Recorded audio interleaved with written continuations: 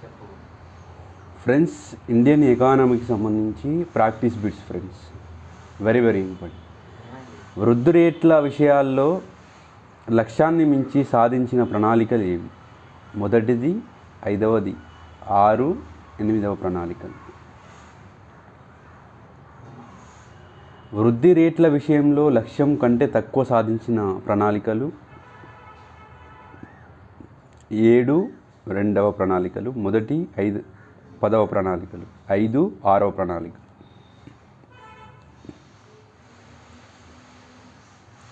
కింది వాటిలో జయప్రకాష్ నారాయణ రూపొందించిన ప్రణాళిక సర్వోదయ ప్రణాళిక. ప్రణాళికా సంఘం స్వభావానికి సంబంధించి కింది వాటిలో సరైన వాక్యం.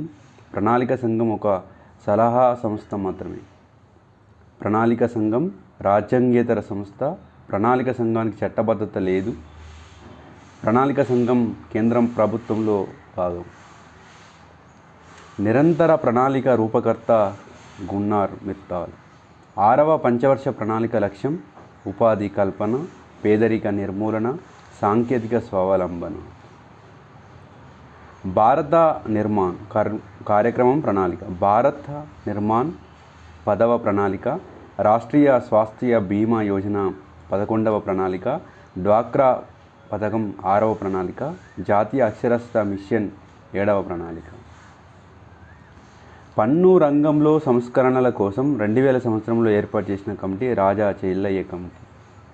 ఆర్థిక వ్యవస్థకి సంబంధించి కింది వాటిలో నిర్మాణాత్మక సర్దుబాటు చర్యలు ప్రైవేటీకరణ, సరళీకరణ, ప్రపంచీకరణ, విదేశీ సంస్కరణలు. 2వ ప్రణాళికకు మరొక పేరు పారిశ్రామిక ప్రణాళిక, నెహ్రూ మహల్నోబిస్ ప్రణాళిక, ధైర్యంతో కూడిన ప్రణాళిక. ఆర్థిక సంస్కరణలకు సంబంధించి నూతన పారిశ్రామిక తీర్మానాన్ని ఏ తేదీన పార్లమెంట్లో ప్రవేశపెట్టారు? 24 జూలై 1991.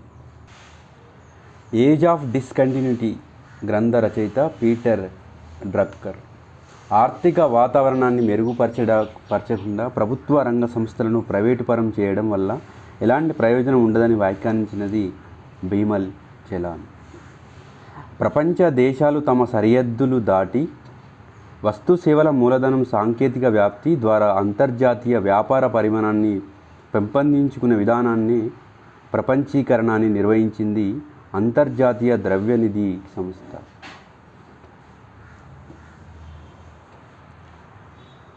ప్రపంచీకరణ వల్ల కలిగే లాభాలకు సంబంధించి కింది వాటిలో సరికాని వాక్యం. జాతీయ ఆదాయంలో విదేశీ వ్యాపార వాటాను తగ్గించుకోవచ్చు అనేది రాంగ్. ఏ సంవత్సరం నుండి వర్తమాన ఖాతాలో రూపాయికి పూర్తి మార్పిడి కల్పించారు? ఆగస్టు 1994. దేశ ఆర్థిక వ్యవస్థను అంతర్జాతీయ ఆర్థిక వ్యవస్థతో అనుసంధానం చేసి వ్యాపారం, విదేశీ ప్రత్యక్ష పెట్టుబడులు, స్వల్పకాల మూలధనం, మానవ వనరులు, సాంకేతిక పరిజ్ఞానాన్ని ప్రవాహాన్ని కొనసాగించడమే ప్రపంచీకరణ అని వ్యాఖ్యానించింది జగదీష్ భగవతి. మూలధన ఖాతాలో రూపాయి మార్పిడి కల్పించే విషయంలో ఏర్పాటు చేసిన తారాపూర్ కమిటీ నివేదికకు సంబంధించి కింది వాటిలో సరైన వాక్యం. నిరర్ధక ఆస్తులను 5% తగ్గించాలి. 11వ పంచవర్ష ప్రణాళిక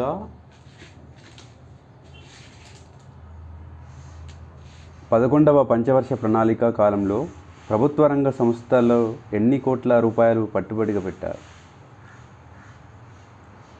దేశంలోకి విదేశీ పెట్టుబడుల ప్రవాహం వల్ల కలిగే ప్రతికూలత ఏది? దేశీయ వ్యాపార సంస్థలు తమ వ్యాపారాన్ని కోల్పోతాయి. విదేశీ సంస్థలు లాభాలను తమ దేశానికి తీసుకోపోతే మూలధన బదలాయింపు జరుగుతుంది.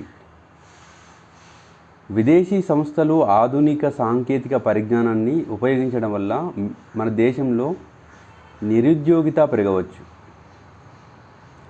ఏ సంవత్సరంలో ప్రవేశపెట్టిన బడ్జెట్లో రూపాయికి వర్తక ఖాతాలో ట్రేడ్ అకౌంట్ పూర్తి మార్పిడి అవకాశాన్ని కల్పించింది? 1993-94.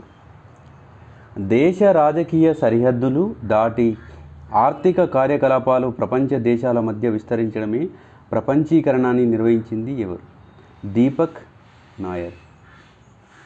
మూలధన ఖాతాలో రూపాయి మార్పిడి కోసం 1997 సంవత్సరంలో నియమించిన తారాపూర్ కమిటీ సూచనలకు సంబంధించి కోశ లోటు అనగా 3.5% తగ్గించాలి. ద్రవ్యోల్బణం 3.3 నుండి 5 మధ్యలో ఉండాలి.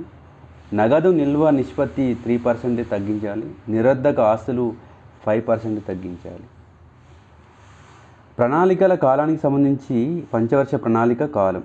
6వ ప్రణాళిక 1980-85, నిరంతర ప్రణాళిక 1978-80, 4వ ప్రణాళిక 1969-74, వార్షిక ప్రణాళికలు 1990-92. మలేరియా వ్యాధి నిర్మూలన కార్యక్రమం ఏ ప్రణాళికలో ప్రారంభించారు? మొదటి ప్రణాళిక. ఆర్థిక సంస్కరణలకు ముందు 1981-91 మరియు ఆర్థిక సంస్కరణలకు తర్వాత 1991-2001 దశాబ్ద కాలంలో భారతదేశ వృద్ధి రేటు ఎంత? 5.2% నుండి 5.8%. సంస్కరణల ఫలాలు పట్టణ ప్రాంతాలకు చేరడం వల్ల పట్టణాలలో పేదరికం సంస్కరణల ముందు కంటే సంస్కరణల తర్వాత తగ్గింది. సంస్కరణల ప్రభావం గ్రామీణ ప్రాంతాలకు విస్తరించకపోవడం వల్ల గ్రామీణ పేదరికంలో తగ్గుదల సంస్కరణల అనంతరం చెప్పుకోదగిన విధంగా లేదు. 2 కరెక్ట్. ఆర్థిక సంస్కరణలకు ముందు ఉపాధి వృద్ధి రేటు సంవత్సరానికి 1% ఉండగా సంస్కరణల తర్వాత 2.39% పెరిగింది. కింది వాటిని సరికాని వాక్యాన్ని గుర్తించండి. పైవన్నీ సరైనవి. ఆర్థిక సంస్కరణల అనంతరం వృద్ధి పెరిగినప్పటికీ పేదరికం మరియు అసమానతల సమస్య కొనసాగుతున్నది. 2వది, ఆర్థిక సంస్కరణల అనంతరం స్థూల దేశీయోత్పత్తి వృద్ధి మరియు తలసరి ఆదాయ వృద్ధి రేటు రెండూ పెరిగాయి. సంస్కరణల అనంతరం ఉపాధి రహిత వృద్ధి కనిపిస్తున్నది. చట్టం సంవత్సరం. ఫెమా చట్టం 1999, పరిశ్రమల చట్టం 1951, వస్తు అమ్మకాల చట్టం 1930, భారత పేటెంట్ చట్టం 2005. కింద తెలిసిన ఏ రంగాన్ని ప్రత్యేకంగా రెగ్యులేషన్ అథారిటీ నియంత్రణ అధికార సంస్థ లేదు? నీటి పారుదల, నీటి సరఫరా మరియు పారిశుద్ధ్యం. వాస్తవ జాతీయ ఆదాయం అనగా వాస్తవ జాతీయ ఆదాయం అనేది నామమాత్రపు లేదా ద్రవ్యోల్బణం కోసం సర్దుబాటు చేసిన జాతీయ ఆదాయం. దీన్నే స్థిర ధరల వద్ద జాతీయ ఆదాయం అని కూడా అంటారు. జాతీయ ఆదాయంలో తరచుగా ఉపయోగించే కొలమానం స్థూల జాతీయోత్పత్తి. వాస్తవ జాతీయ ఆదాయాన్ని ఆధార సంవత్సర ధరలతో స్థిర ధరలతో లెక్కిస్తారు. నామమాత్రపు జాతీయ ఆదాయం అనగా నామమాత్రపు జాతీయ ఆదాయం అంటే ద్రవ్యోల్బణం లేదా రుణం కాకుండా కొనుగోలు శక్తి తగ్గిపోని దేశంలోని మొత్తం ఆదాయం. ద్రవ్యోల్బణం యొక్క ప్రభావాలకు సర్దుబాటు లేకుండా ప్రస్తుత సంవత్సరం ధరల ఆధారంగా నామమాత్రపు జాతీయ ఆదాయం లెక్కించబడును. Please subscribe to Telangana Pratibha YouTube channel.